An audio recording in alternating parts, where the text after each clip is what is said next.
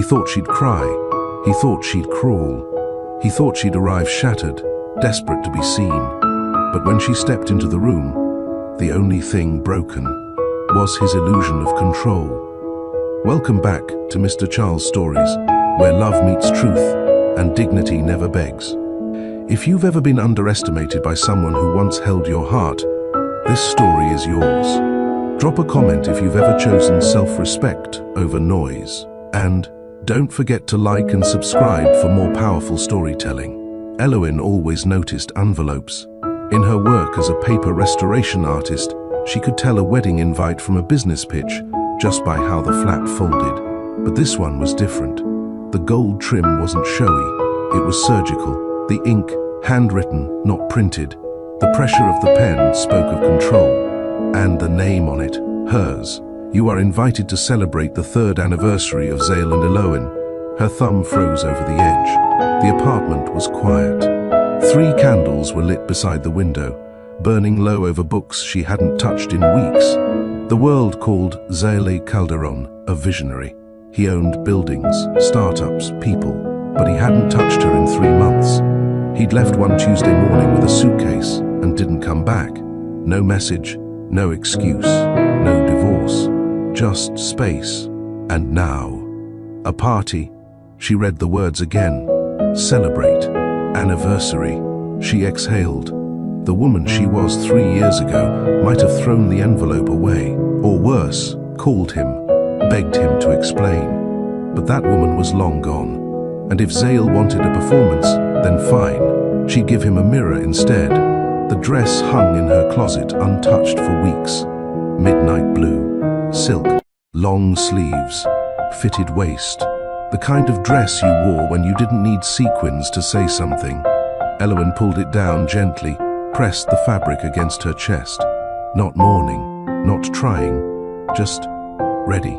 She called May, her stylist and friend. Browns or reds for the eyes? Eloise asked calmly. May caught the tone instantly. What's happening? I have an anniversary to attend. There was a pause. Then, he's trying to throw you off. Walk in like you own that ballroom. I plan to. The night came fast. A car waited downstairs. She stepped in without a word. Her coat was long and unbuttoned, revealing the way her dress kissed her shape without apology. As the car moved through downtown, Eloise stayed still. Not a single text from Zale, not a single clue, just the invite and his expectation. She could see it clearly. He thought she'd fall apart in the crowd. He thought she'd beg him with her eyes to come home. He thought silence had softened her, but silence had sharpened her instead. The ballroom loomed like a castle. Gold light spilled from chandeliers onto polished marble. Music poured out like champagne. She stepped in. No one spoke, but heads turned. Some guests blinked, others whispered. Not because she was late, not because of scandal, but because no one expected her to arrive looking like this. 3 years ago, she walked into this same ballroom holding Zale's hand. Tonight, she walked in holding nothing but power. Zale saw her. From across the room, with his arms slung lazily over the shoulder of a younger woman in pale gold, he looked up and saw Eloise. He didn't smile. Not immediately. The flicker of discomfort crossed his face before charm returned. But she'd seen it. And that was enough. She didn't wave. She didn't blink. She didn't look away. Instead, Eloise turned toward the bar and ordered sparkling water with lime. Slow, unbothered, a waiter passed by. She declined the champagne flute. Eloise, a voice said behind her. She turned. A former colleague. Kevin, a name she only vaguely remembered. I didn't expect to see you here, he said, shifting awkwardly. She lifted an eyebrow. Why not? He cleared his throat. I guess, considering things between you and Zale. She let the awkwardness stretch, then smiled. I never miss a good party, especially one that still uses my name. He laughed, uncomfortable. Well, you look, she cut him off gently. Enjoy your evening. She didn't need a crowd. She didn't need revenge. She needed him to see her as she was, unruined, unbothered, undone from the hold he assumed he still had. And by the look in his eyes across the room, that message had already landed. Eloin. His voice came from behind her, low and familiar. It used to be home. She turned slowly, like she had all the time in the world. Her glass clinked lightly as she set it down. Zale. He looked as he always did, composed, expensive, and deliberate. But there was something else too, behind his expression. Uncertainty, weakness, maybe, as though even he couldn't predict what she might say. "I wasn't sure you'd come," he said, stepping closer. She tilted her head, calm. "Then why send the invitation?" He hesitated. She watched his eyes flicker. "I thought it might be nice to see you again, to acknowledge the day." Eloin blinked once. "You mean to see what I would do?" Zale's jaw moved slightly. "That's not what I..." She raised her hand, cutting him off. "You expected me to beg, Zale." He said nothing. She continued, her voice soft but steady. "You walked out without a word, no closure, no explanation. And now you throw a party?" His throat bobbed. It wasn't meant to be cruel, but it was convenient. He exhaled. "You look..." She shook her head, tired of the script.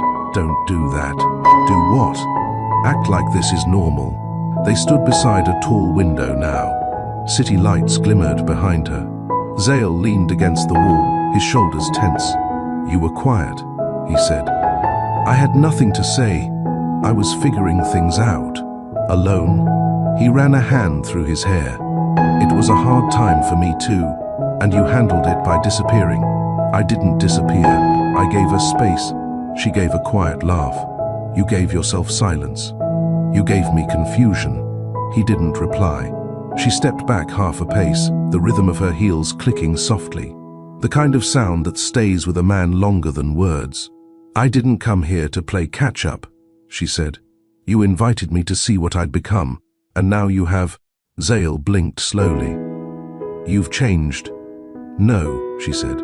"I just stopped waiting for you to notice who I already was." Across the room, the blonde woman, Presley, watched them closely. She began walking over. Her expression carried the kind of curiosity that came from knowing only half the story, but wanting full control. "Eloin," she said with a polished smile. "Nice to see you again." Eloin turned, polite but unmoved. "Presley." Presley's lips curved. "I was surprised you came." Eloin smiled back. "That makes two of us." Zale shifted between them. "Presley, we were just talking." Presley looked at him, then at Eloin. "Well, I hope it's a pleasant reunion." Eloin tilted her head. "Pleasant enough." "I'm learning what silence can teach a woman." There was a pause. Presley tried to match the confidence, but came up short. "Zale mentioned you were private. He also mentioned we'd grow old together," Eloin replied. "We all believe things that don't age well." Presley's face tightened slightly. Zale stepped in. "Let's not do this here." "I'm not doing anything," Eloin said. "Just existing, which I hear is quite threatening these days." She turned away before either could speak again. Her walk across the floor was unhurried. She stopped at the same bar and nodded to the same bartender. "Sparkling water. No ice." "Yes, ma'am," he said, eyes flicking with recognition. She didn't need champagne. She didn't need noise. She had walked through fire in silence. Tonight, she walked through marble with grace. A woman with salt and pepper curls approached her near the tall vase of white roses. "Are you Eloin Calderon?" she asked. Eloin nodded. The woman smiled warmly. "I saw you speak at that gallery event last year. Your restoration work is stunning." Eloin blinked. That memory felt like another lifetime. "Thank you," she said. The woman smiled again. "You carry yourself like a woman who's come back to herself." Eloin held her gaze. "That's exactly what I did." Across the room, Zale watched. Presley leaned in, asking him something. He barely heard her. All he could see was Eloin. Not the version he married, not the version he left, but the one he never made room for, the one who bloomed after him. As the music swelled, Eloin let herself stand in the middle of the room, untouched, untethered. A slow jazz piece drifted through the space, but she didn't dance. Not tonight. This wasn't a return. This was a reckoning. And the one thing louder than revenge was the silence of someone who no longer needed you. Have you ever walked into a room knowing someone expected you to break? Have you ever stayed calm while someone waited for you to beg? That moment when you realize you've outgrown what once hurt you, it changes everything. Comment, dignity is enough, if you've ever left quietly but walked out stronger. Like, share your moment in the comments, and subscribe to Mr. Charles Stories for more emotional justice and quiet power. The music slowed. Conversations blended into the backdrop, but Zale couldn't unsee her. Eloin moved with intention. She didn't try to take up space, but space reshaped itself around her anyway. She spoke to an older couple near the floral installation. She nodded at a server who passed by. She even offered a soft laugh to someone's comment, but none of it was for show. Not once did she look back at him, and that, somehow, made him feel more seen than ever before. He excused himself from Presley's side with a mumbled reason about phone calls. She didn't protest. Maybe she understood. Or maybe she was just there for what his last name offered. Either way, it didn't matter. Zale needed air. He stepped out onto the balcony. Cold air kissed his face. It should have cleared his mind, but it didn't. All he could think about was how she hadn't flinched. No tremble in her voice. No bitterness. No weakness. Just truth. Inside, Eloin remained where she was. She wasn't trying to dominate the room. She had already done that the moment she walked in and didn't break. Her silence was sharper than any confrontation. It was intentional. It was earned. And it was years in the making. 3 years ago, she would have stood beside Zale, her hand resting lightly on his forearm, scanning every conversation to make sure nothing was said that could damage his image. Now, she didn't care, because his image had nothing to do with her worth anymore. Eloin made her way toward the gallery corner, a quiet section with floor-to-ceiling. Photos from Zale's ventures, ribbon cuttings, charity galas, press conferences. She paused in front of one. It was taken on their wedding day. Zale had used the photo in his partnership announcement, framing their marriage as a union of minds, his power, her elegance. She stared at it, not because she missed it, but because she no longer recognized the woman in the image. That version of her had been polished, proper, patient, and painfully silent. She had mastered the art of not taking up emotional space, of shrinking when his moods shifted, of making peace even when she was bruised by absence, but no more. Eloin. The voice came gently this time. She turned. This wasn't Zale. It was someone else, older, with silver streaks in his beard and a calm presence. "Forgive the interruption," he said. "My name's Henley Dean. I knew your parents years ago, back when your mother taught at the university." Eloin's eyes softened. "You knew my mother. She taught me literature," he said. "And you look so much like her tonight." Eloin blinked, caught off guard. "Thank you." Henley's voice lowered. "Your presence this evening, it's spoken louder than anything money could have arranged." She didn't reply. He added, "Not all storms need thunder." And then, like a gentleman trained in timing, he stepped away. Zale returned inside. He scanned the ballroom. He expected her to be in the center of a group, performing calm for attention. But she was alone, by choice, staring at a picture. He walked toward her, quieter this time. "Eloin." She glanced at him briefly, then turned her eyes back to the framed image. "You had this one edited," she said flatly. Zale frowned. "What do you mean?" "My smile. It's wider here than it was in real life." He didn't respond. She finally faced him. "You've always known how to retouch reality." "Eloin, you think I came here for you?" His silence gave her the answer. She shook her head. "I came here for the version of me that used to believe your silence was strength." Zale tried again. "Can we talk? Really talk? You lost that access when you left without telling me why. I didn't want to hurt you. You did. He stepped closer. I wasn't ready for the kind of woman you were becoming. And there it was, the closest thing to truth he'd ever offered her. They stood in front of the framed memory. Two people who used to believe marriage was enough to make love last. But tonight, only one of them had done the work of grieving that illusion. And it wasn't Zale. Back near the bar, a young woman approached Eloin with timid eyes. "Excuse me," she said. "I just wanted to say, the way you carried yourself tonight, people noticed." Eloin raised a brow gently. "People?" The woman smiled shyly. "Not everyone here wants power. Some of us came to see if you'd show us something stronger." Eloin gave a slight nod. "Then I'm glad I came." She didn't know the woman's name, but the way she said it, "show us something stronger," settled in Eloin's bones. This wasn't about proving anything to Zale anymore. This was about showing women what it looked like to rise, without bloodshed. By the time the clock struck 10, people had begun to drift toward the dance floor.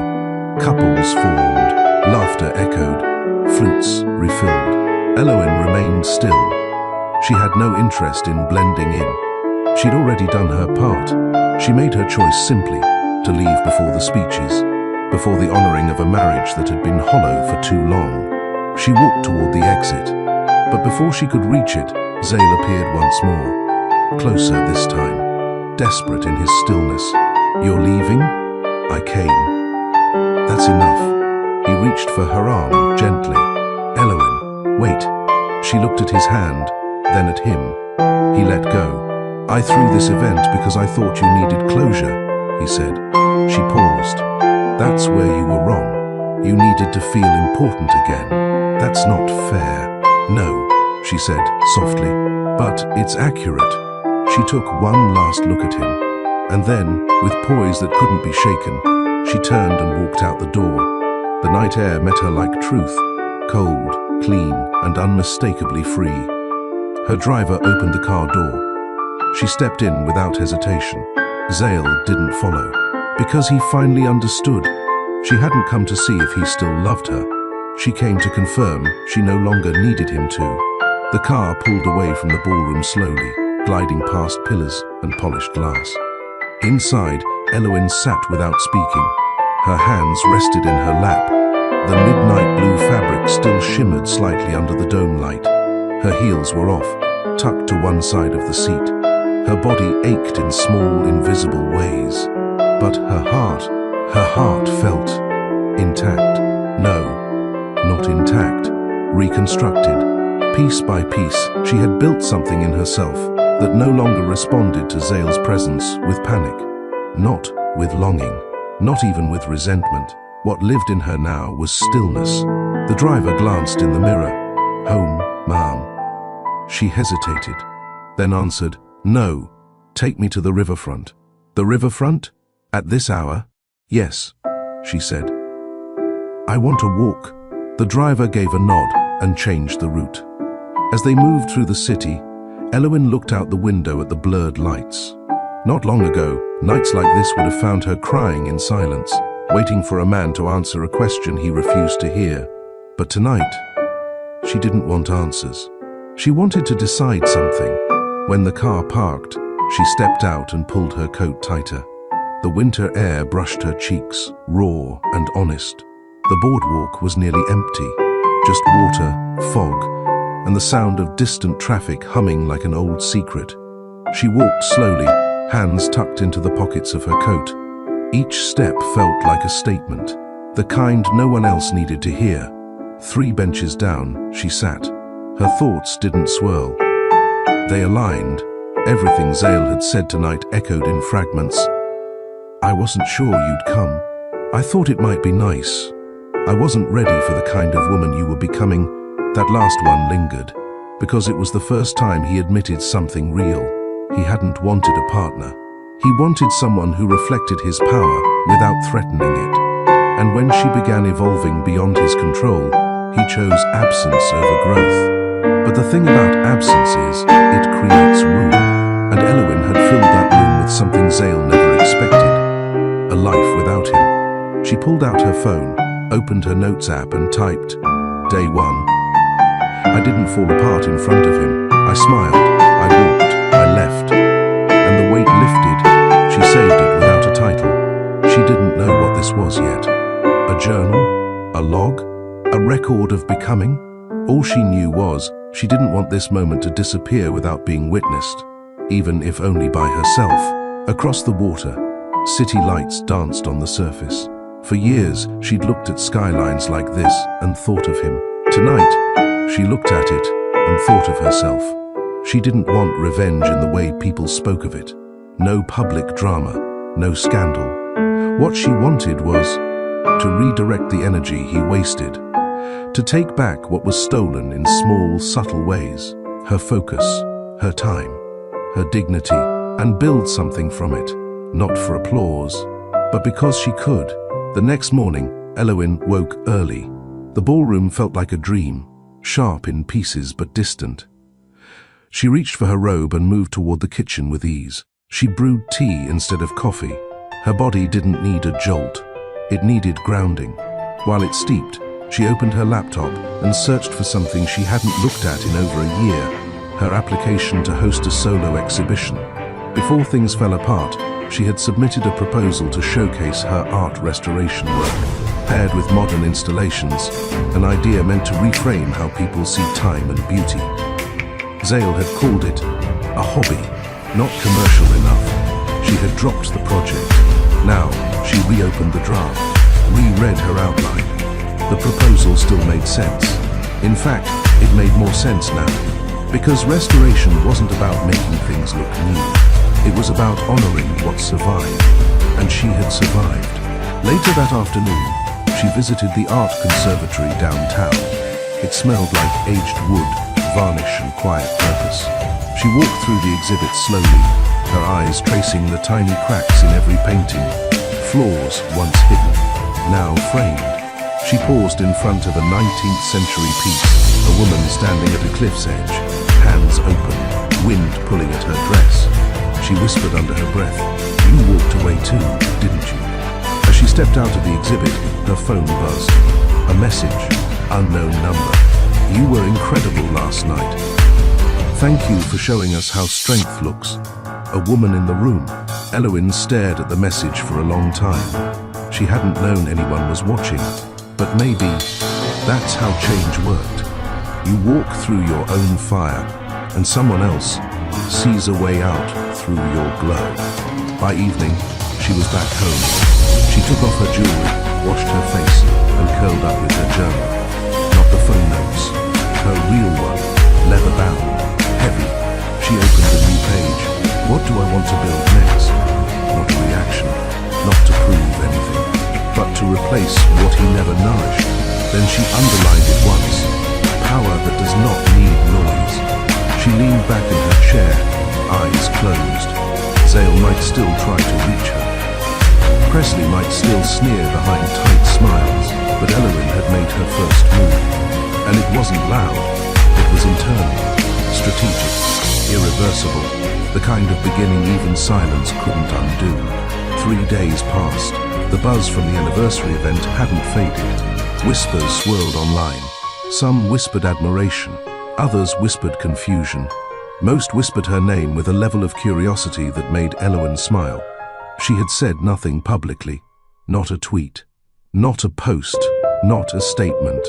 But the room remembered her. And now, new rooms were calling. May sent a message early that morning. "Hey, there's a private gallery dinner Friday. I want you there. Small circle. You belong." Elowen read it slowly. She hesitated, but only for a second. "Send me the details." Friday arrived with rain, not a thunderstorm, a slow, steady curtain. Like the sky was cleansing something. Elowen stood before her closet again, not to impress anyone, but to express a shift. She chose a dark green dress, high collar, side slit, no jewelry, just clean, confident edges. Her hair framed her face softly. No drama, just presence. She looked in the mirror and didn't search for validation. The venue was tucked inside an old brick building downtown. Glass doors, soft jazz spilling into the wet sidewalk. May greeted her with a wink and an umbrella. Ready? She asked. Eloin nodded. Let's go. Inside, the air was warm, filled with the scent of aged wood and candle smoke. Artists, curators, and press mingled quietly. There were no velvet ropes, no loud music, no power plays. This wasn't Zale's kind of room. This was hers. Everyone's been talking about you, May whispered as they stepped toward the back room. Eloin raised an eyebrow. About the party, May grinned. About the woman who walked out of it untouched. Eloin said nothing, but her chest lifted just slightly. She met people that night who didn't know her as a wife, who didn't see her as an extension of someone else's shadow. One man admired her work with restoration. Another curator asked to review her exhibition proposal. And then someone asked her to speak. We're holding a panel next month, a woman named Morella said, on artistic silence. You'd be perfect. Eloin blinked. Artistic silence. Yes. The space between what's broken and what's rebuilt. You have a way of making people lean in. Eloin smiled gently. Let me think on it. Later that night, Eloin stood near the window with a glass of lemon water in hand. May joined her. You don't owe Zale anything, May said quietly. But that look on your face right now, it's the best response you'll ever give him.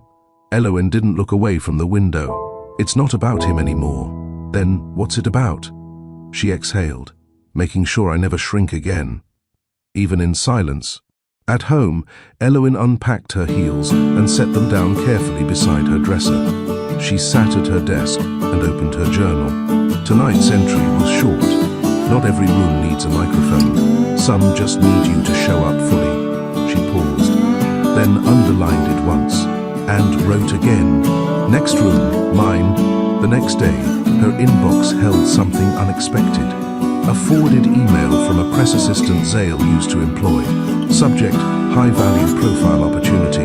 You've been requested. The message included a snippet from a lifestyle magazine editor. We'd love to feature Eloin Calderon in our upcoming Resilience and Renewal segment. Quiet strength, personal rebirth, and visibility for women rebuilding. We're told she's the definition of this story. She stared at it. Zale had once discouraged interviews. Too exposing, he had said. Not aligned with the brand. This wasn't about brand anymore. This was about message. Eloin didn't reply right away. Instead, she scheduled a session with someone she hadn't seen in a while, Dr. Lee, her former therapist. They met virtually. Dr. Lee's voice came through warm and steady. You look different. Eloin smiled.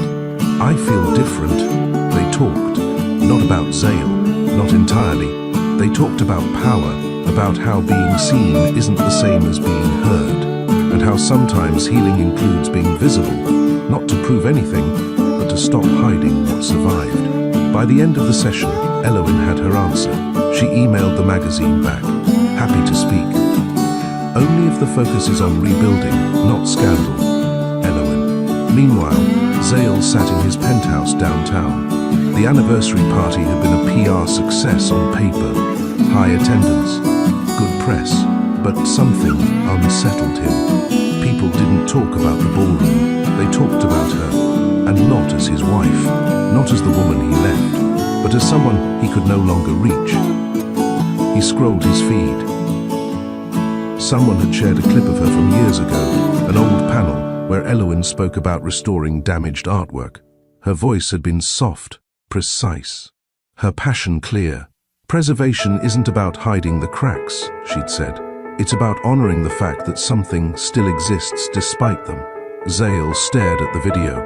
It had resurfaced without her even trying. That was the kind of presence no press team could buy. That night, Eloin prepared tea and looked out the window. The city glowed below her. She held no anger, only clarity. She didn't need to plan revenge like a movie script. She only had to keep rising where he never believed she could. And the higher she rose, the smaller he'd become in her memory. The invitation came 2 weeks later, an event titled Voices Between the Lines, a panel focused on resilience through art and silence. Curators, survivors, and creators would speak on how stories can be told without spectacle. Eloin stared at the email for a long time before replying, not because she wasn't ready, but because she wanted to make sure her words wouldn't be about Zale. Not directly. This wasn't about retelling pain. It was about teaching through recovery. She agreed to speak, on one condition: no questions about my marriage. I'm not here to relive someone else's power. I'm here to own mine. The organizers agreed. The event was held in a renovated library. No stage, just wide, open space, warm lighting, and quiet eyes. There were folding chairs, tea stations, and notebooks left on every seat for reflection. Eloin wore grey that evening, not to fade, but to soften the visual noise. Her words would do the rest. When it was her turn, she didn't read from paper. She stood, steady, and began. When I was younger, I believed silence was something you gave people to keep the peace. Now I understand that silence is also something you reclaim. When your voice has been misunderstood for too long. The room listened. Phones didn't buzz. Whispers didn't stir. She continued. I spent years being introduced as someone's wife. It wasn't offensive, it just became small. When your identity is built inside someone else's story, even love can feel like a performance. But when I stepped away, I found out something. My voice didn't get louder. I just stopped whispering. There was a pause. Someone in the front row dabbed tears with the edge of her scarf. Another scribbled something fast into the notebook on her lap. Eloin spoke for 10 minutes. She didn't name names, but she named feelings, abandonment, assumption, the weight of being expected to suffer quietly. And then, liberation, not through destruction, but through deliberate detachment. When she finished, the applause was soft, but lasting. It wasn't performative. It was respect, the kind that follows truth. Backstage, one of the panelists approached her. A poet, late 40s, gentle eyes. She said, "Your line about reclaiming silence. That's the most violent piece I've ever heard." Eloin blinked. "Violent piece?" The woman nodded. "It wrecked me in the best way." She went home that night without checking social media. Not because she feared comments, but because the moment didn't need echoing. It had done its work, and so had she. The next morning, an email arrived. Subject line: "You said what I couldn't. Hi, Eloin. I was in the back row last night. You don't know me, but you saved something in me. I've been quiet in a marriage that made me invisible. When you said I stopped whispering, I felt my throat unclench.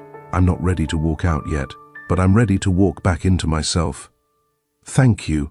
Eloin read it 3 times and cried, not because she was sad, but because she hadn't known her healing could be contagious.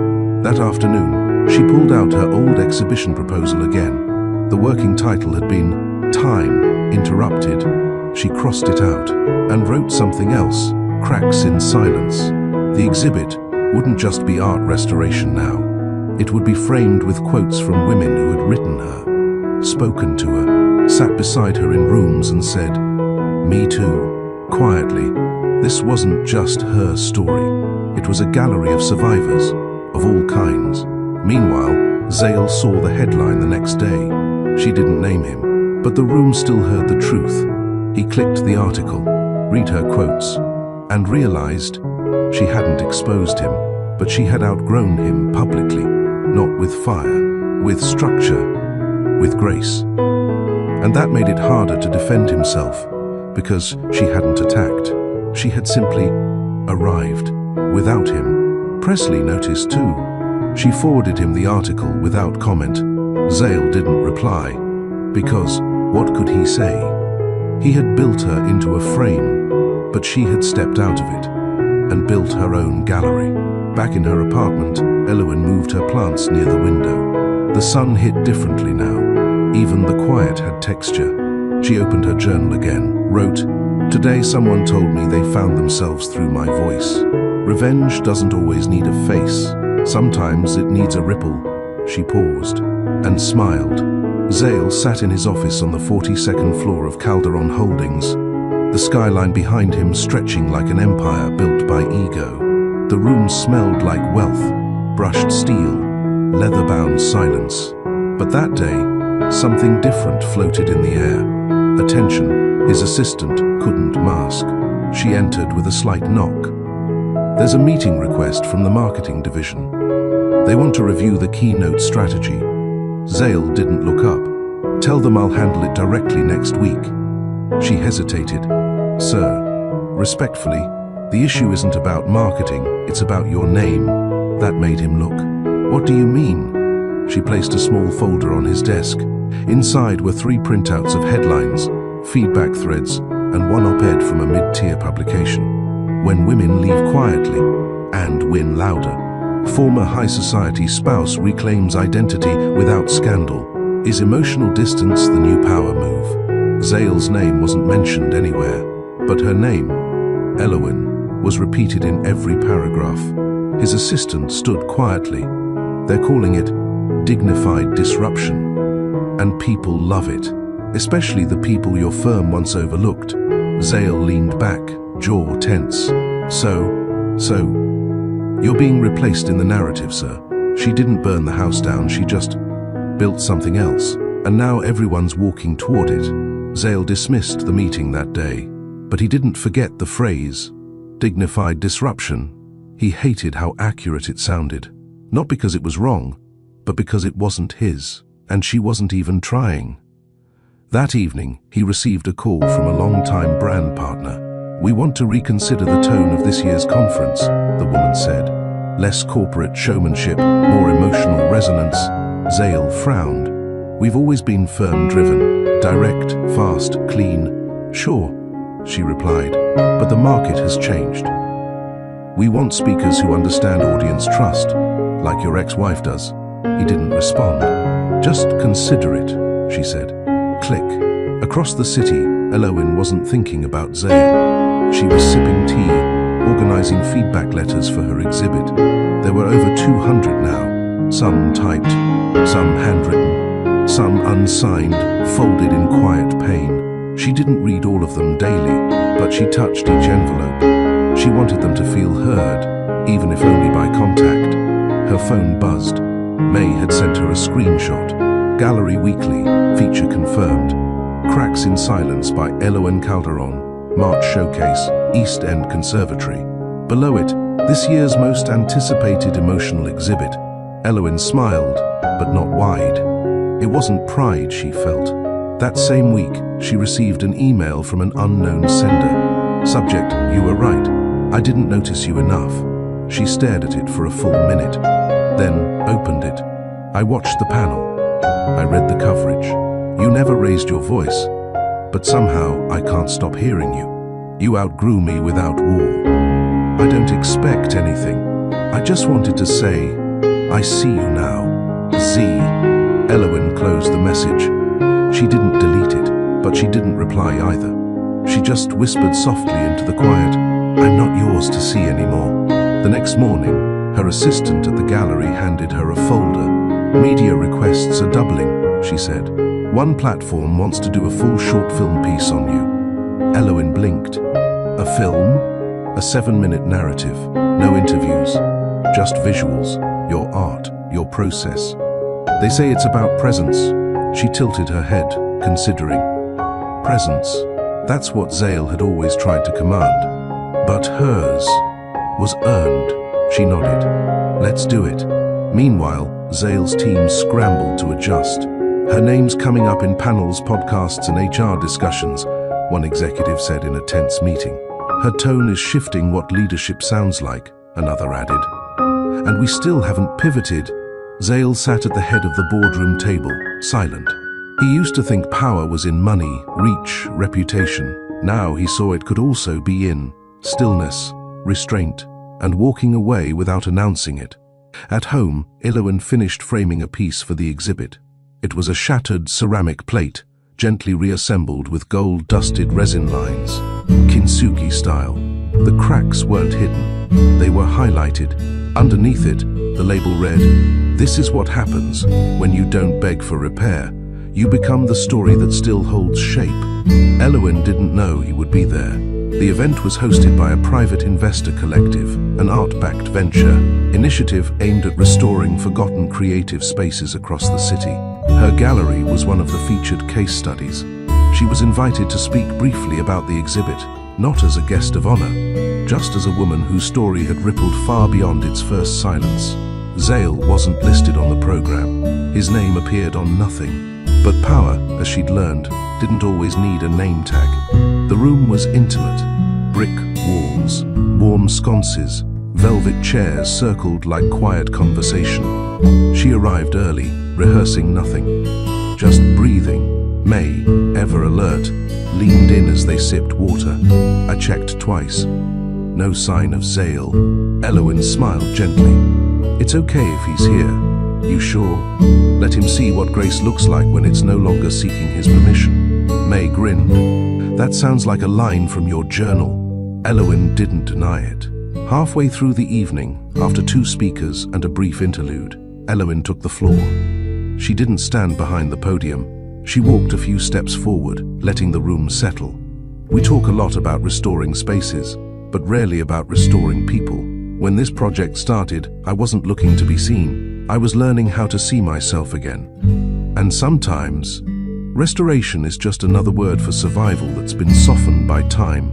The room was still. She met no one's gaze in particular, until her eyes landed on him. Zale, standing near the back, hands clasped loosely in front of him. No security, no entourage, no spotlight, just presence. And this time, not hers. She didn't flinch. She didn't pause. She didn't rush. She finished her talk with one final line. Not everything broken needs fixing. Some things just need to be respected for still standing. Applause followed. Soft, deep, unforced. She stepped off the makeshift stage and returned to her seat without glancing back again. Later, she stood near the wine station, greeting 2 women who had connected with her exhibit. Zale approached. No announcement, no smile. May I speak to you for a moment? He asked, voice low. Elowin met his eyes. Briefly, they stepped toward a quieter corner near the tall windows. The city lights glimmered beyond the glass like 1,000 things neither of them controlled anymore. I didn't know you'd be here, he began. Neither did I. About you, she replied. He nodded. Slow. You spoke well. I didn't come to impress anyone. I know. That's what makes it worse. She raised an eyebrow. Worse. He looked down at his hands. I thought silence meant distance. But now I see it meant clarity. Elowin didn't respond. He continued. You weren't absent. You were evolving. She folded her arms gently. You left while I was still becoming. That was your choice. I didn't know how to stay with someone who was no longer convenient. That sentence landed like truth in the center of the floor. Elowin's face didn't shift, but her spine lengthened subtly. You said that to me once, without words, she said. Now you're just finally saying it with them. I wanted to be enough for you. You were, she said. Until you stopped showing up. Zale blinked. And now, she said. I've stopped waiting. He stared at her, but it wasn't longing, not anymore. It was mourning, not of her, of who he could have been, if he had met her now. But it was too late. She wasn't returning to any version of love that required shrinking. I read the piece about your exhibit, he added. She nodded. Then you know it's not about you. He looked up. It felt like it was, that's your guilt, not my message. He lowered his eyes. Understood. She turned to leave, but paused. Elowin, he said suddenly. Do you still believe in what we were? She considered his question carefully. Then replied, I believe we were real, but I also believe we expired. Back at home that night, she lit a single candle in the window. Not for drama, but because sometimes ending a conversation doesn't mean slamming the door. It means turning quietly toward peace and letting the hallway darken behind you. Zale didn't try to contact her again, not after that. He stayed in the rooms he understood, the ones she had long outgrown. And Elowin? She stepped fully into the ones she was always meant to build. The doors opened at 6 p.m. sharp. The line outside the East End Conservatory trailed around the block. No red carpet, no velvet rope, but every eye that entered knew they were walking into a space built with bruises, carefully arranged and shining. Cracks in silence had arrived. Elowen stood by the main entrance as the first guests trickled in. She wore cream, a shade softer than white, stronger than beige. Her heels were simple, her makeup minimal, her voice reserved. May walked over, clipboard in hand. "You ready?" Elowen smiled lightly.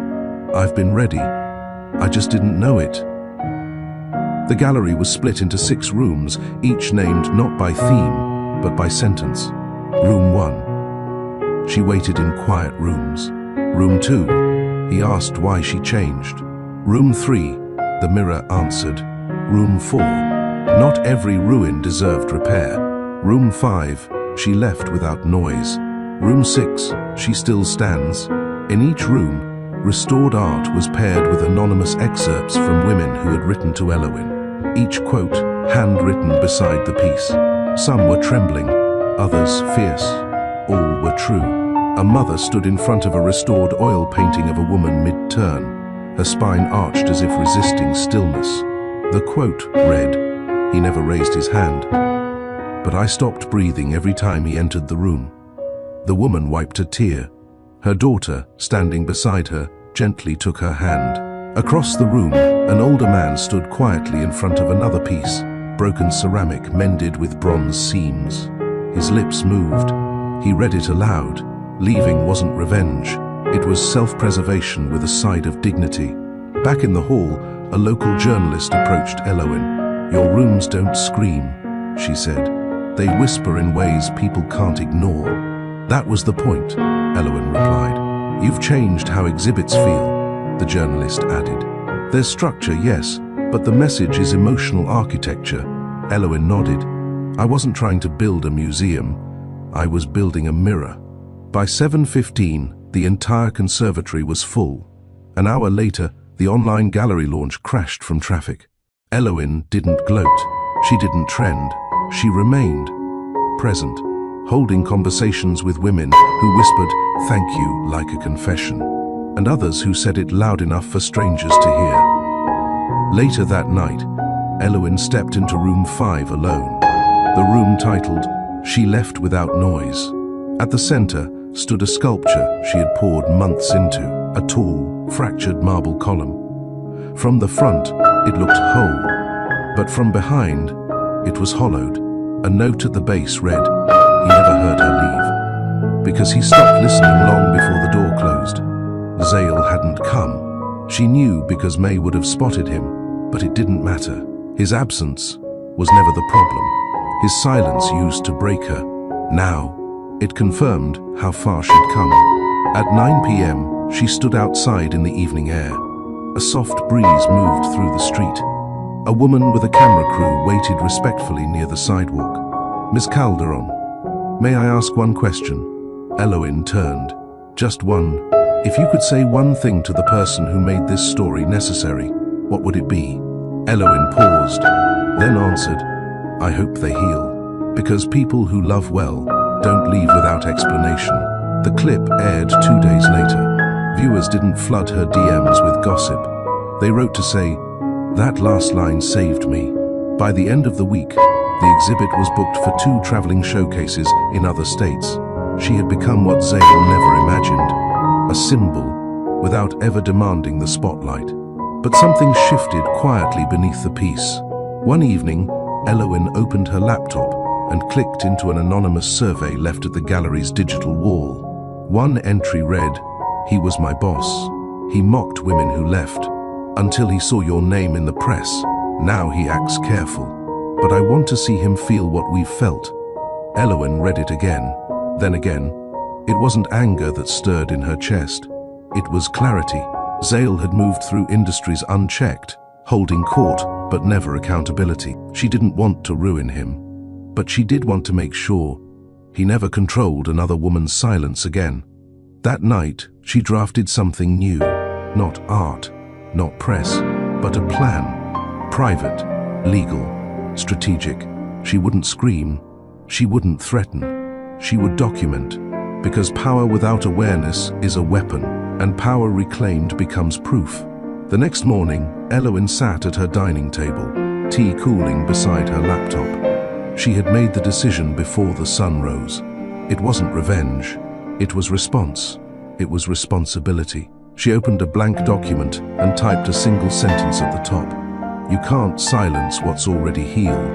Then, she began listing names, not of enemies, of witnesses, people who had once sat silently in rooms where Zael Calderon's power moved unchallenged.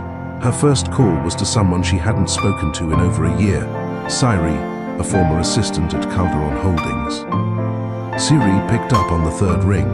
Elowen, it's been a while, Elowen said calmly. A pause. Then, I've been following your journey. Quietly, I'm not calling to make noise, Elowen said, but I need truth. Yours. Not for court, not for public shaming, just for accountability. Siri exhaled slowly. You want to know what happened in those conference rooms after you left? Yes. Another pause. Then, can I speak off the record? You can speak in safety. They talked for an hour about meetings where women were talked over, ideas stolen, dismissals disguised as budget cuts, always targeting voices that asked too many questions. Zael didn't yell. He didn't threaten, but he didn't have to. He controlled the narrative with timing, access, and silence, and women paid for it, with opportunity, with mental health, with self-doubt. Over the next 5 days, Elowen held 8 more conversations. Every woman said the same thing in different words. I thought it was just me. I tried to explain it, but there was nothing bad enough to prove. I wish someone would have believed me back then. Elowen didn't record anything. She didn't need to. She took notes, with permission. And when she wrote, she replaced names with initials. This wasn't about dragging anyone. It was about drawing a line. On day 6, she met a woman named Brinna at a cafe in the Arts District. Brinna had been on Zael's international finance team. She was the only one who had ever dared to resign in the middle of a product launch, and paid for it with a buried NDA and career redirection. I signed what they asked, Brinna said, but I never signed away my memory. Elowen nodded. That's all I need. By the end of the second week, Elowen had compiled a 28-page brief. No accusations, just patterns, chronologies, emails, tone shifts, performance reviews that had no rationale. She added a final page titled, Power Without Witnesses, a case study in passive control, and under it, this document is not a weapon, it's a warning. That silence, when met with clarity, becomes irreversible. She shared it with only one person first, Marin, a legal consultant, who specialized in ethical restructuring within corporate systems. Marin was sharp, unmoved by names, driven by fairness. She read the file quietly, flipping each page slowly. When she finished, she closed it and looked up. You're not trying to destroy him, she said. No, you're trying to protect the next her. Elowen nodded once. Marin leaned back. This changes how I see restoration. That night, Elowen wrote in her journal, if truth makes someone uncomfortable, it's only because they were comfortable inside the lie. Elsewhere in the city, Zael sat through another strained board meeting. He had been told by 3 departments now, we need to reevaluate leadership culture. The pressure wasn't loud, but it was consistent, and it came from voices who never used to speak, the kind who had once smiled politely and said nothing. Now they used words like retention climate, internal imbalance, unclear pathways for women. He knew where it came from. Not from headlines, from Elowen. Not because she had named him, but because she had removed his permission to frame her story. In her studio, Elowen unwrapped a new canvas.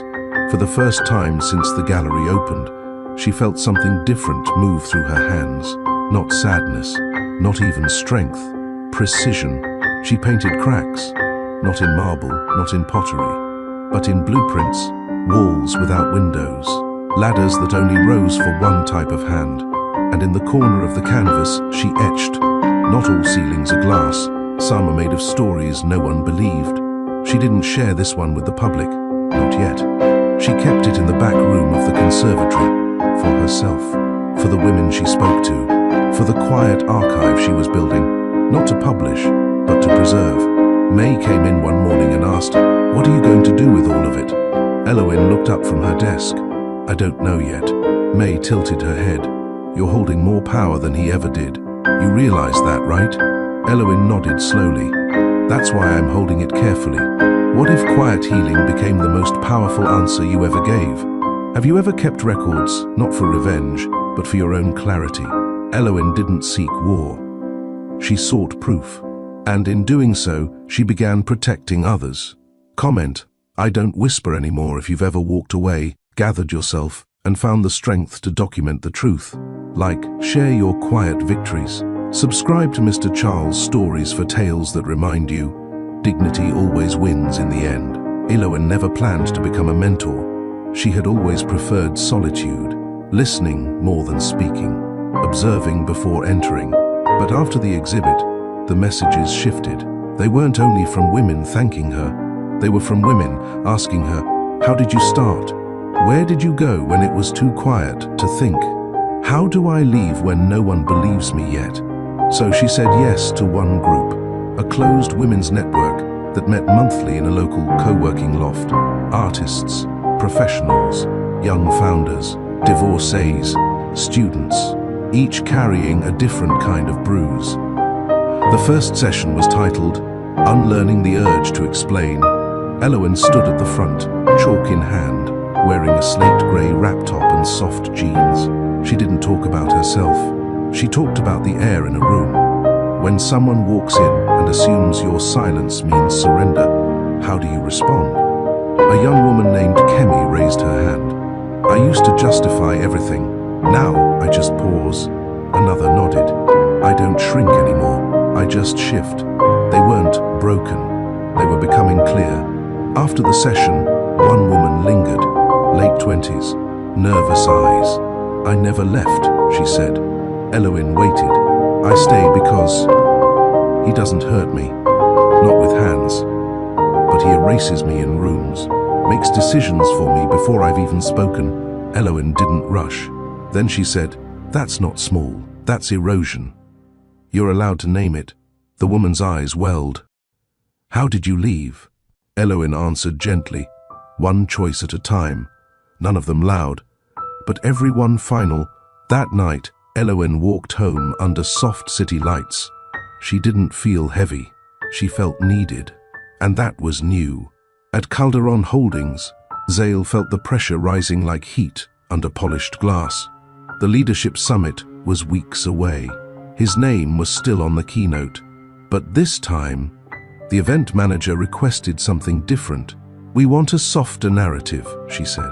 "A panel, maybe, featuring diverse perspectives, including external voices." Zale narrowed his eyes. "Meaning, people like Elowen Calderon. What she's done." He cut her off. "She's not a consultant. She's a sculptor." The woman nodded. "Exactly. And right now, people trust sculptors more than they trust CEOs." He didn't cancel the meeting, but he walked out of it changed, because for the first time, he realized Elowen wasn't behind him anymore. She was ahead. Elowen's work didn't stop. She launched a short-form podcast, 10 minutes each episode, no music, just her voice. Titles like, "Questions I Stopped Answering," "The Day I Didn't Wait for Closure," "What Silence Taught Me About Influence." The episodes spread quietly. They weren't explosive. They were steady, like water, undoing stone, one drop at a time. One evening, she received a DM from someone unexpected. "Lindsay, a former executive assistant at Zale's company. You don't know me, but you saw me once. I poured you water at a board dinner. I was invisible until that day. Now I run my own remote operations firm. Because of your panel.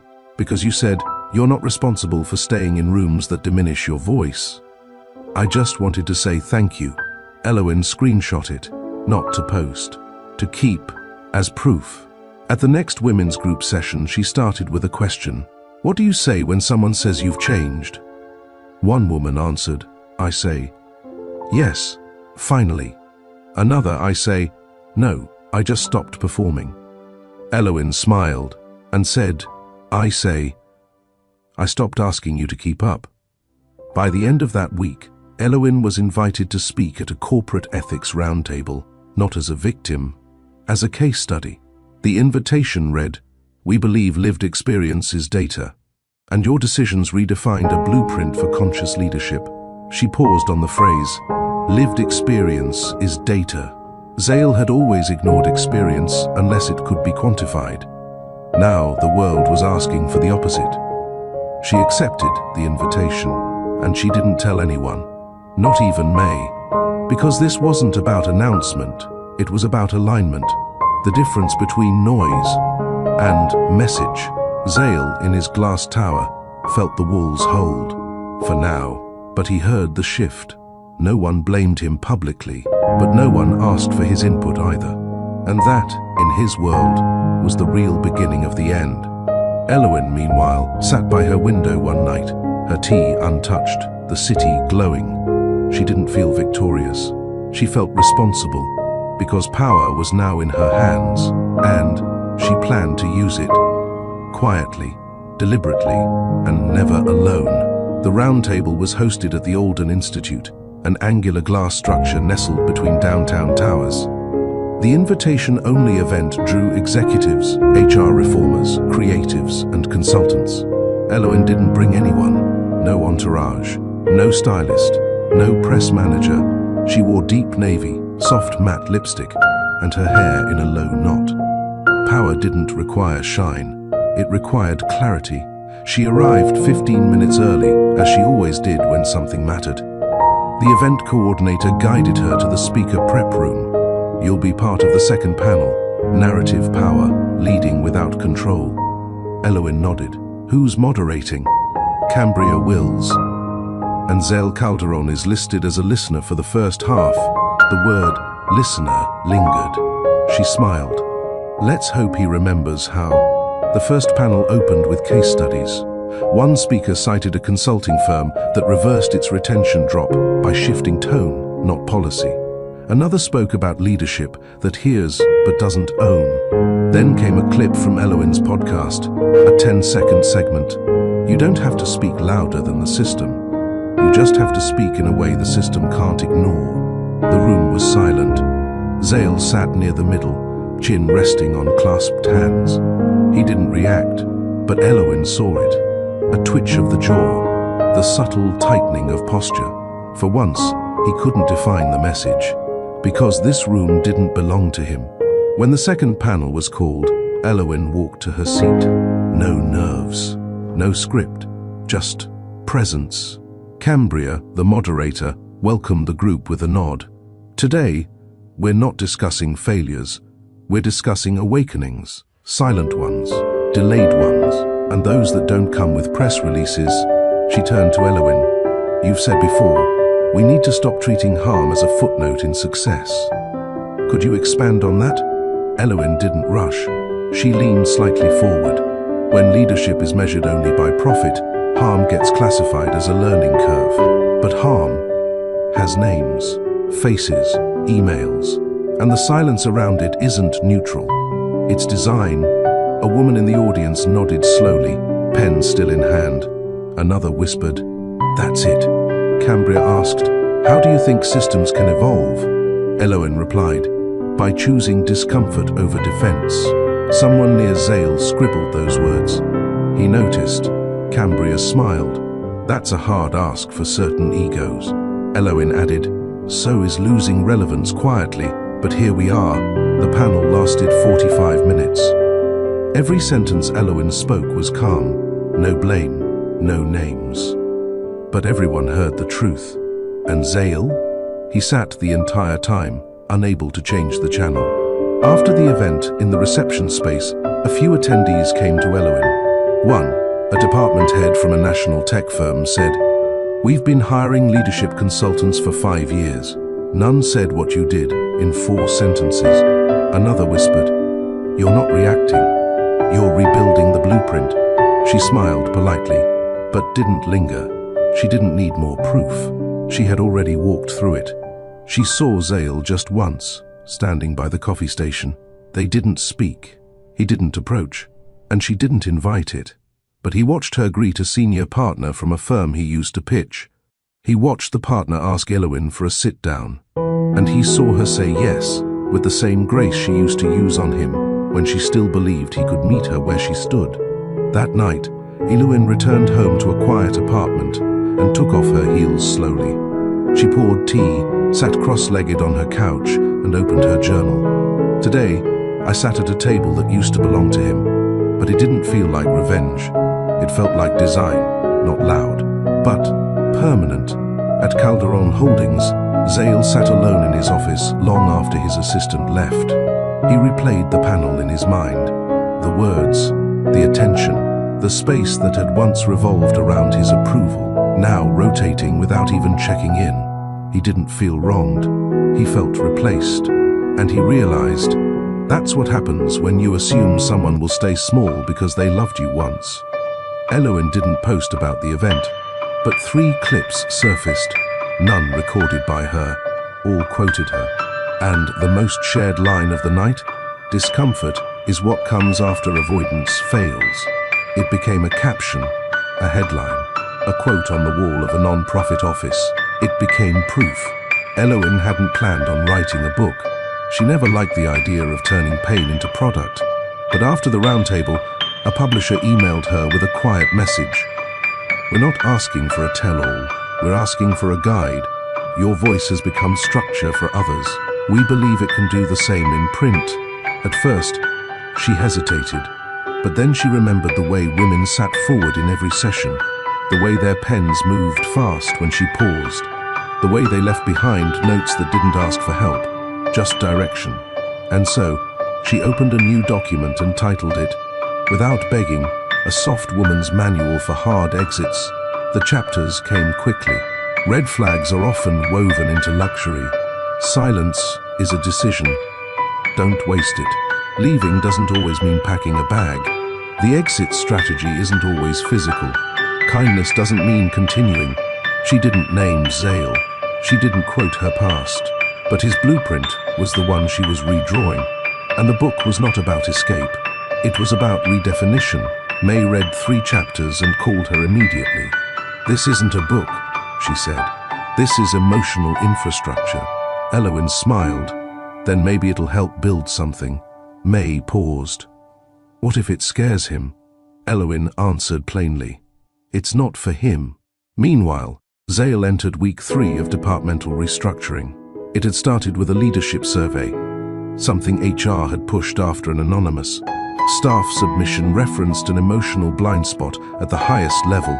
Zale hadn't taken it personally. Until the exit reports began surfacing. 3 high-performing women had left in the span of a month. All 3 had strong internal reviews. All 3 had declined exit interviews. But one wrote a single line in her resignation form. "Your silence is consistent. That's why I'm leaving." He knew it wasn't about Elowen. Back in her studio, Elowen finished the 7th chapter and paused. She stared at the page. Something in her chest felt heavy, but not painful. It was real. She closed her eyes and whispered aloud, "You don't need a story to be loud. You just need it to be structured." A call came in from Cambria, the moderator from the roundtable. "I just wanted to thank you again. You changed the air in that room. I didn't plan to." "Exactly," Cambria said. "That's why it worked," Cambria continued. "Would you ever consider designing a program for leaders? A soft power framework?" Elowen exhaled. "Let me think," but she was already thinking. At Calderon Holdings, a junior exec named Tayana requested a private meeting. Zale accepted. She entered his office calmly, holding a folder. "What is this?" he asked. "An internal review. The kind you never saw. Because women like me don't usually speak directly." He opened it. The first line read, "Culture trickles down from tone, not policy." He glanced at her. "You could have sent this anonymously." "I could have," she said, "but I saw Elowen Calderon speak last month, and I realized silence is a system, and I'm done participating in it." She left the folder on his desk and walked out. Zale didn't call her back. That night, Elowen took a walk alone through the old garden district. She used to walk there when Zale traveled. When weekends were long and quiet and full of questions, she didn't dare ask. Now the questions were different. Now they sounded like, what kind of systems do I want to build? How do I help women exit softly and still be heard? What's the legacy of healing without spectacle? She paused under a street lamp and opened her notes app. She typed, "A woman's greatest revenge is not her success. It's the system that no longer dares to mute her." She hit save. At a bookstore 3 weeks later, a pre-order page went live quietly. Without begging, A Soft Woman's Manual for Hard Exits by Elowen Calderon. No blurbs, no trailers, just one quote on the cover.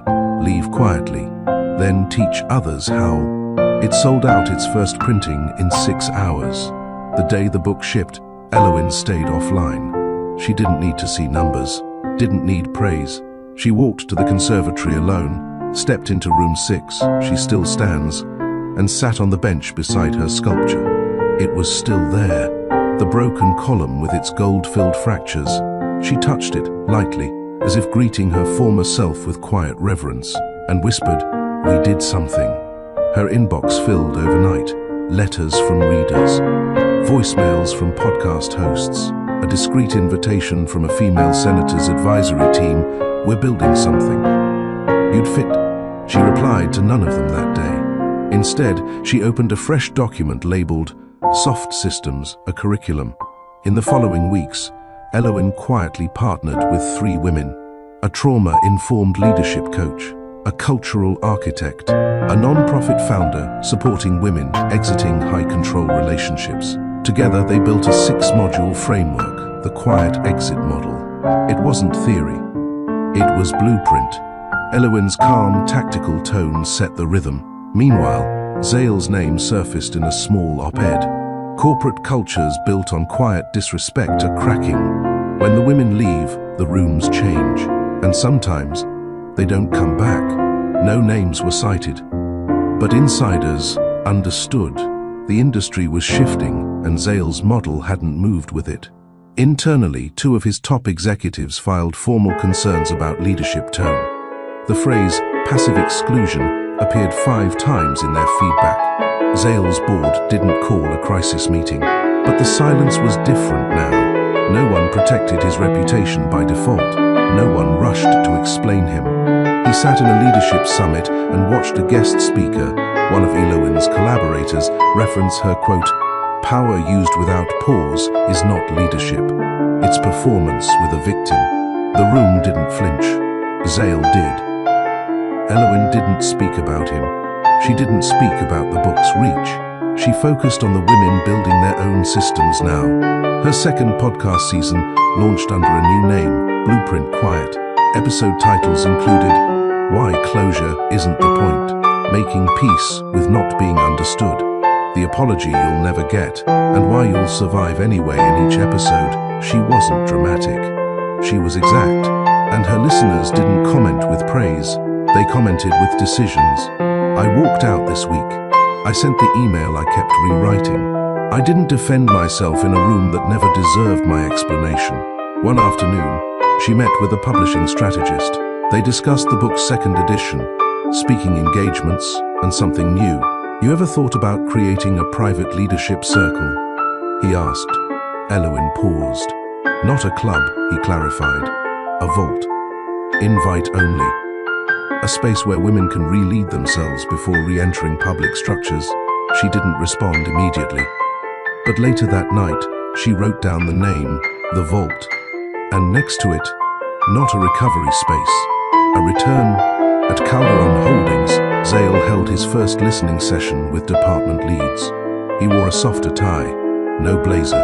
He tried to say less, but the room didn't respond to his presence like it once had. They listened, out of function, not reverence. Respect, he realized, wasn't inherited from status anymore. It had to be earned from relevance, and he hadn't adapted in time. Elowen sat with May on the balcony one night, both wrapped in soft sweaters, tea cooling in ceramic mugs. "You realize you've reshaped how people leave," May said.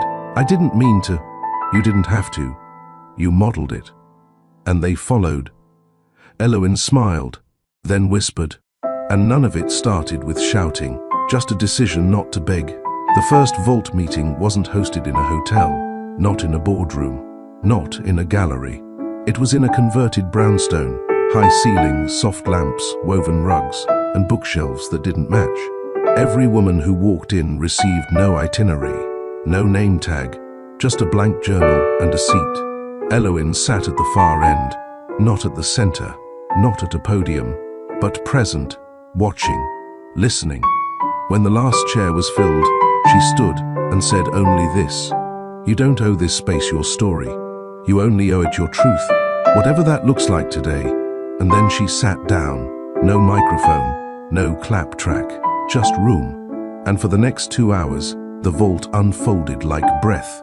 A woman in her 40s spoke first, former lawyer, left her marriage and her practice in the same month.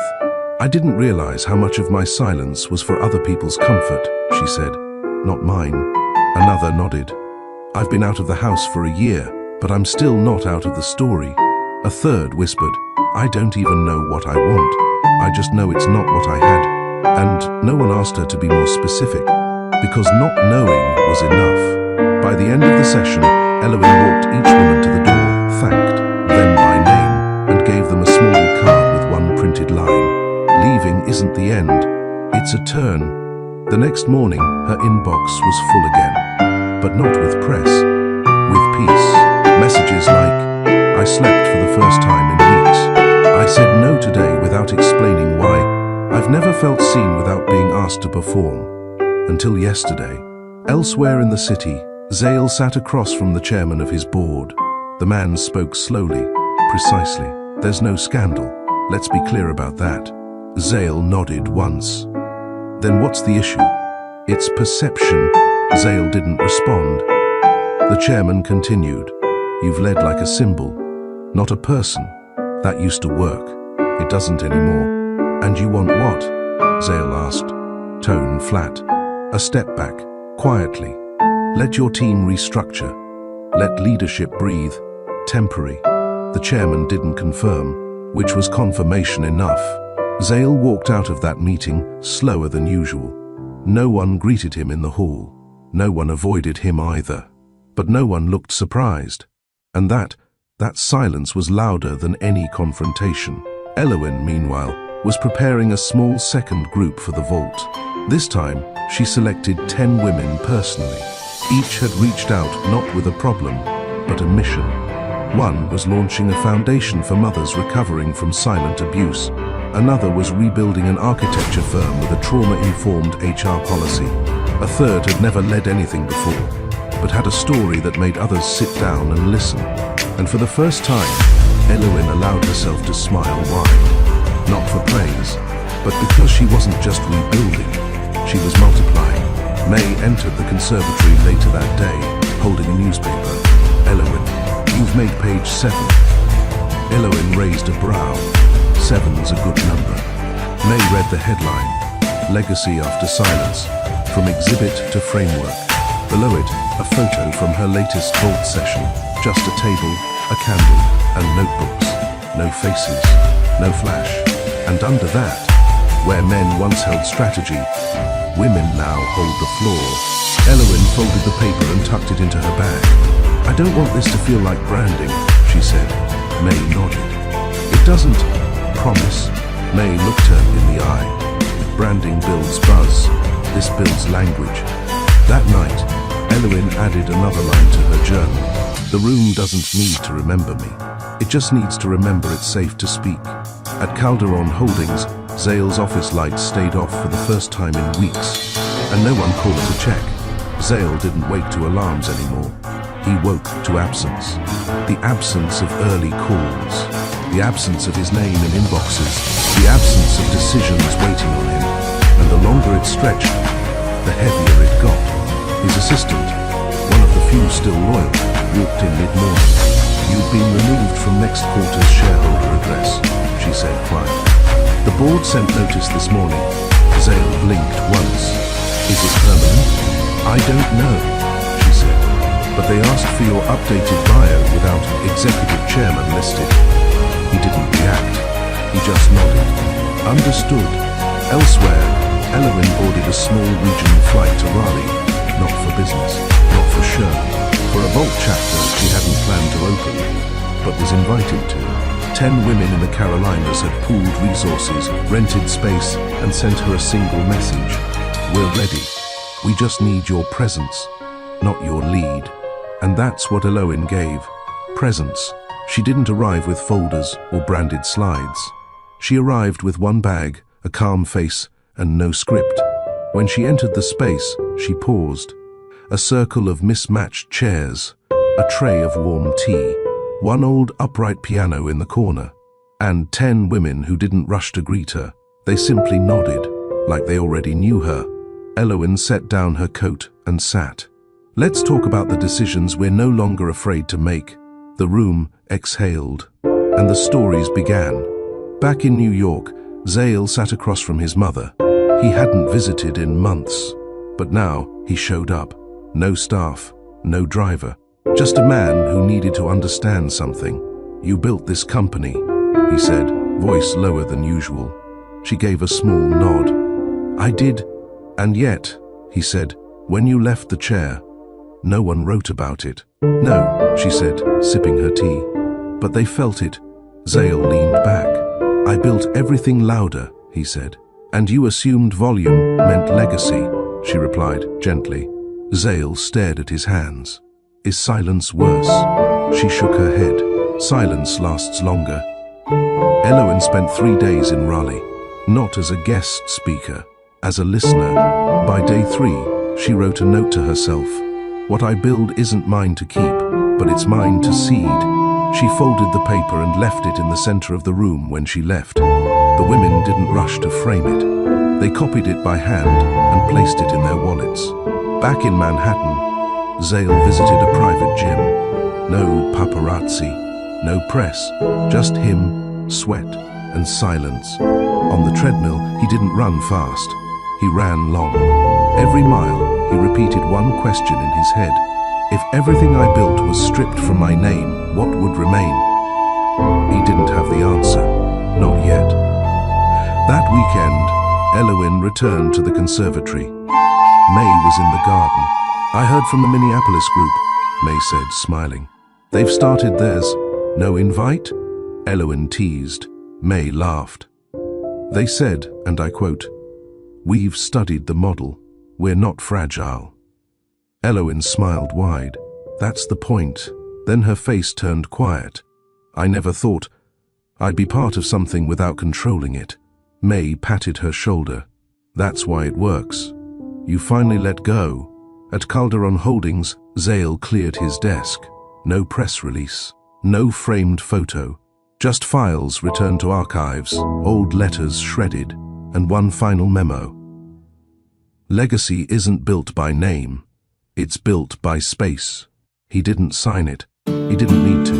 The message landed. At home, he passed by the shelf where Elowin's hands once rested, the same one she wiped each spring, the same one she leaned on when she told him goodbye. He touched the wood once, then left the apartment without a word. Across cities and time zones, women who once flinched when asked to lead now stood first in line, not because of Elowin, but because she had reminded them, power isn't volume, power is truth, and truth doesn't need an audience to live. Elowin received the email at 6:03 a.m.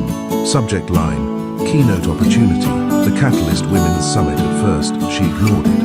By 9:12 a.m., May walked in with coffee and a familiar raised eyebrow. "You saw it?" Elowin didn't reply. May handed her a printout. "Your silence did more for us than any seminar we've attended. We don't want a lecture. We want your presence on your terms." Elowin folded the paper and set it down. "Do you want to go?" May asked. "I don't know," she replied. But May already knew that meant yes. 3 weeks later, Elowen stood behind black velvet curtains. The lights beyond the stage were warm, the murmurs in the audience gentle. She hadn't brought a speech. She hadn't rehearsed. She only held a folded note with 2 words: begin again. The host stepped forward. Ladies and gentlemen, she didn't build an empire by being loud. She built a foundation by being unshakable. Please welcome Elowen. The rest faded into applause. Elowen stepped into the light. She didn't stand at the podium. She sat on the edge of the stage instead. I was never meant to be the one people watched, she said quietly. But that's what made the watching matter. She spoke for 22 minutes. No buzzwords, no slides, no branding, just truth.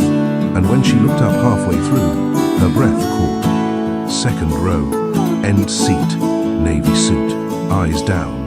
Zale. She didn't pause. She didn't falter. But her heartbeat did something unfamiliar. She finished with one question. If your silence taught someone to speak, was it ever wasted? Applause, not roaring, but steady. She bowed her head once, stood, and walked off stage. Backstage, May waited.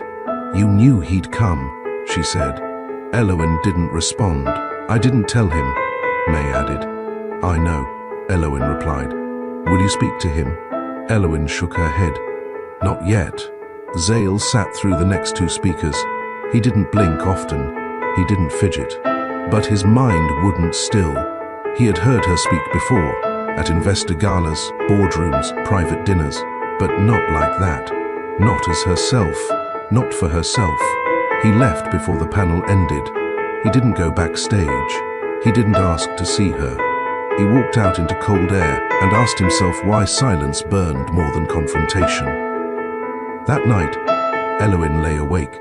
Her phone buzzed once. A message from an unknown number. You didn't build an empire. You lit a path I refused to walk. I see now. She deleted it without replying. But she didn't block the number. The next morning, May placed an envelope on Elowen's table. No sender, she said. Inside was a single photo of the original vault space. No people, no note. But the doormat in the photo was new. It read, "We're no longer waiting."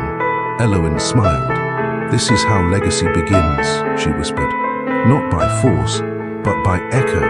The next day, a courier arrived at Vault's front desk with a sealed box.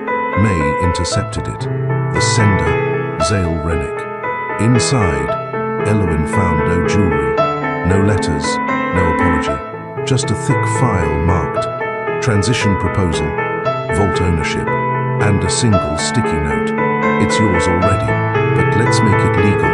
She read every page twice. It was thorough, clean, no loopholes. Vault's remaining holdings in Zale's portfolio: 6% equity, 4 intellectual properties, 2 silent partners, offered back to her in full. No strings, no press, no fanfare. May stood across the room, waiting. Well, Elowen held the final page and breathed deeply. I'll sign, she said.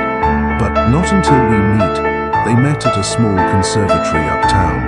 Private, quiet, warm with filtered sunlight. Elowen arrived first. Zale came in moments later. He wore no tie, no watch, no visible weight, yet none of the old ease either. He sat opposite her. They didn't order anything.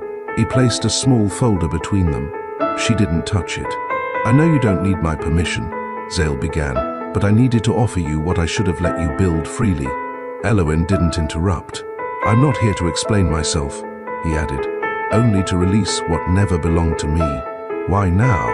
She asked. Because for the first time, I saw Vault through the eyes of someone who never wanted to control it. Elowen looked at him. He didn't flinch. This isn't about you missing me? She asked. He smiled, small and tired. It's about me finally seeing you. She opened the folder. Everything's in order, he said. No hidden clauses. I added a clause that gives full decision-making rights to you retroactively. You're rewriting history? No. I'm acknowledging it wasn't mine to write. Silence sat between them. Eloin finally spoke. "You taught me a lesson I wish I didn't have to learn. Power is often quieter than we expect." Zale nodded. "And now?" she asked. "I have nothing to teach," he replied. "Only room to repair what I broke in others." They stood. No handshake, no hug, but no bitterness either. Zale turned to leave. Before he walked out, Eloin called softly. "Zale." He turned back. "Next time you choose a partner, whether in business or life, don't confuse silence with agreement." He nodded once. "I won't." 3 days later, she signed the papers. Vault was now wholly hers. May framed the original articles of incorporation next to the new transfer of ownership. 2 signatures, same ink, different weight. A month later, a young female founder visited Vault. She'd been turned down by 3 male-led venture groups. She asked Eloin why Vault existed.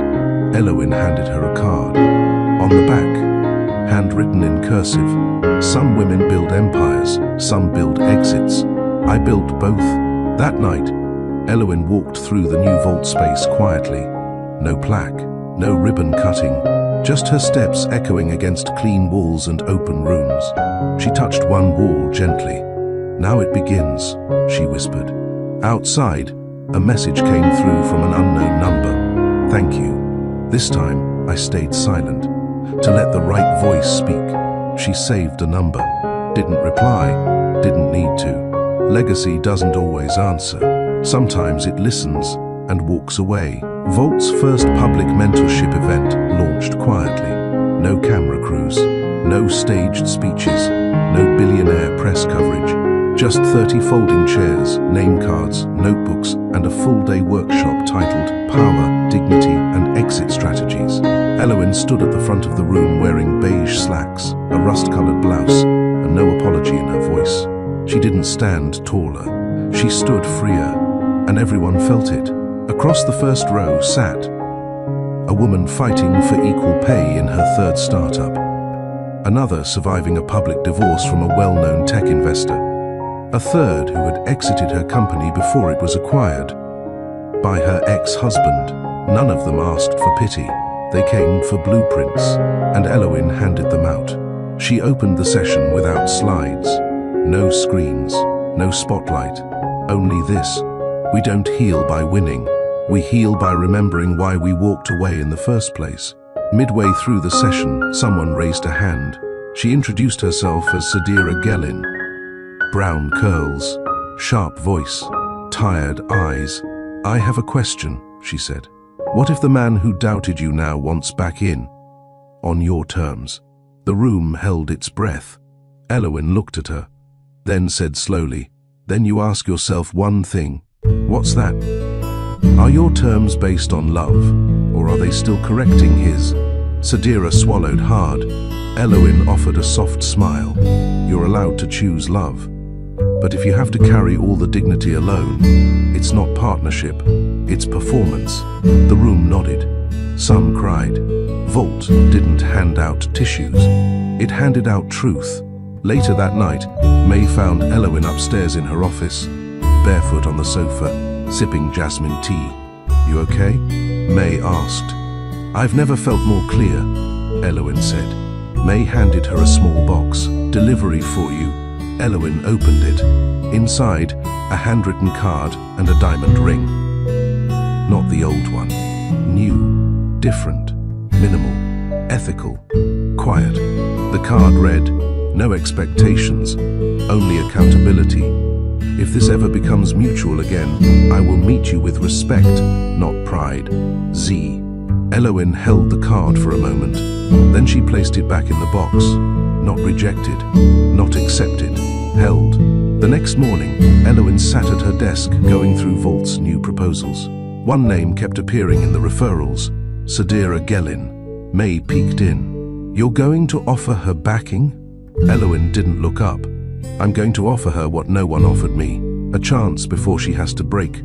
2 weeks later, Sadira stood in the Vault foyer, stunned. She had just signed a backing agreement. Equity preserved, creative control intact. No one asked about her last name or who she'd once been married to.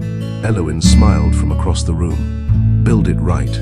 You don't need to rebuild it twice." Sadira nodded. "Thank you." "Don't thank me," Eloin said. "Outgrow me." Vault's second year began with 5 new founders, 4 former critics, turned allies, and 1 anonymous donation to their scholarship fund.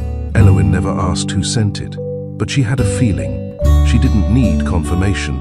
Some redemptions don't need applause, only quiet replacements. Later that week, Eloin sat at the back of a cafe where Vault once hosted its first client pitch. May joined her. "You know," May said, "you could write a book about all this." Eloin laughed. "And title it what?" May thought. "Unscathed?" Eloin smiled. "No. Title it, Unearned Power Never Lasts." The night was still. Eloin stepped onto her small balcony and looked out at the city. Below, people were dancing, strangers laughing in a rooftop bar across the street. Above, the sky was clear, no storms, no noise, no billionaire shadows stretching across her choices. Just her. She wrapped the robe tighter around her waist and sat down with a journal in her lap. She hadn't written in months, not since the night of the anniversary event. Inside the journal, she didn't recount what happened. She wrote what didn't. She didn't break. She didn't seek permission to leave. She didn't try to win him back. She didn't lose her name in the wreckage. She turned to a blank page. At the top, she wrote, "Lessons from a love that demanded my silence." Below it, 1. Love isn't proven by endurance. 2. Pride doesn't equal presence. 3. Power without accountability is damage waiting to be done. 4. Silence isn't weakness. It's strategy. 5. A woman doesn't need to explain why she left. His behavior already did. The doorbell rang. May's voice called from the front door. "Eloin, it's Xavian." She didn't stand. She didn't panic. She waited. He didn't walk in. May wouldn't have allowed it. But a note was slid under the door. Eloin let it sit. 5 minutes. Then 10. Then she picked it up. It was short. "I understand now. I tried to love you in the language of power. But you speak in peace. If peace ever needs company, I'll listen first." She read it twice, folded it, placed it under her journal, then walked to the window and opened it. The night air didn't need answers, only release. 2 days later, Eloin hosted Vault's founders' retreat, not at a resort, not at a hotel, but at her late grandmother's vineyard, now quietly under her name. Women arrived wearing sneakers, not stilettos. They brought notebooks, not pitch decks. They sat under oak trees, ate food they cooked together, and told the truth. About ambition, about motherhood, about loneliness, about the fear of starting over. There were no glossy brand partnerships, only soil, sweat, and sincerity. Eloin spoke last.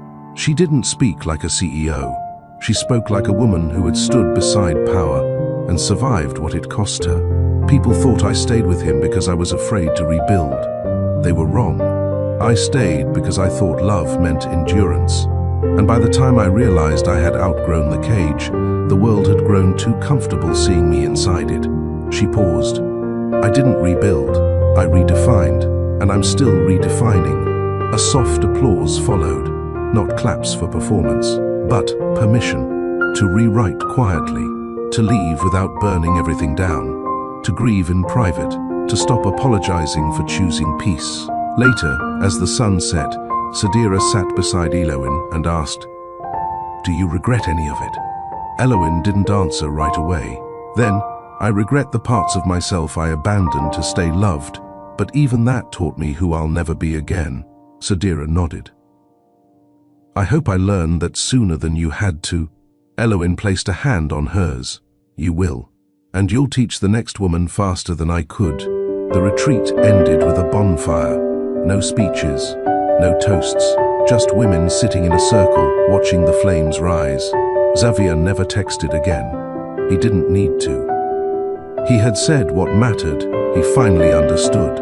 Understanding didn't buy him back into her life. It gave him his own healing to do. 2 months later, Volt launched a new podcast called Quiet Exits, featuring stories of women who walked away from rooms they once begged to enter. The first episode, I Wasn't Unloved, I Was Unseen, narrated by Eloin herself.